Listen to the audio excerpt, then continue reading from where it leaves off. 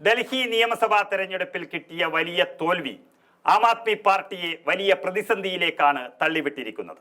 കഴിഞ്ഞ 10 വർഷമായി ഡൽഹിയിലെ അധികാര കസേരയിൽ അമർന്നിരുന്ന ആം ആദ്മി പാർട്ടിക്ക് ഇനിയുള്ള 5 വർഷം പ്രതിപക്ഷത്തിരുന്ന് BJP ഭരണനിർവഹണം നോക്കിക്കാണാനുള്ള ഒരവസരമാണ് ലഭിക്കുന്നത്.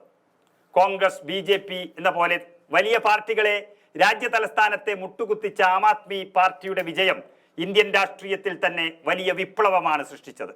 പിന്നാലെ പഞ്ചാബിലേക്കും നടന്നു കയറിയ AAP അവിടെയും സർക്കാർ ഉണ്ടാക്കി. ഇതോടെ ആത്മവിശ്വാസം ഇരട്ടിയായ ആം ആദ്മി പാർട്ടി പിന്നാലെ ഗോവ, ഗുജറാത്ത് തുടങ്ങിയ സംസ്ഥാനങ്ങളിലും അംഗം വെട്ടി. എന്നാൽ വലിയ തോൽവിയാണ് ഈ സംസ്ഥാനങ്ങളിൽ കാണാൻ സാധിച്ചത്. ഡൽഹിയിൽ AAP വോട്ടുകളിൽ വലിയ വിഭാഗം സ്വന്തം അക്കൗണ്ടിലെത്തിക്കാൻ BJPക്ക് സാധിച്ചു. മദ്യനയ അഴിമതി കേസിൽ അരവിന്ദ് കെജ്രിവാളിനെ അഴിക്കുള്ളിലാക്കിയതോടെ ഡൽഹിയിൽ BJP വിജയം സ്വപ്നം കണ്ടു.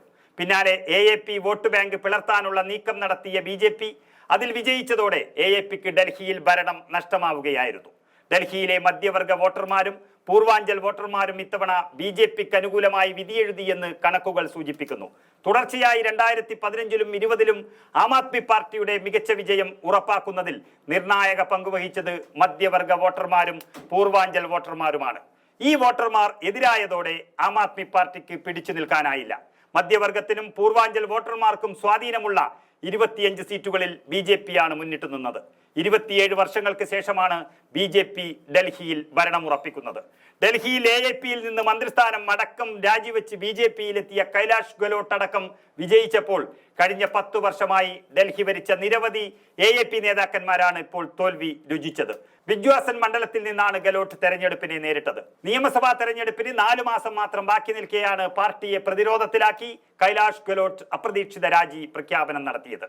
ആഭ്യന്തരം, ഭരണപരിഷ്കാരം, IT, വനിതാ ശിശു വികസനം എന്നീ വകുപ്പുകളുടെ ചുമതല വഹിച്ചിരുന്ന ഒരു മന്ത്രിയായിരുന്നു ഗെലോട്ട്.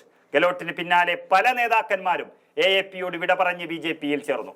അവസാനം ഒറ്റയടിക്ക് 7 മുൻ MLAമാരാണ് ദില്ലിയിൽ AAPയിൽ നിന്ന് BJPയിലേക്ക് എത്തിയത്.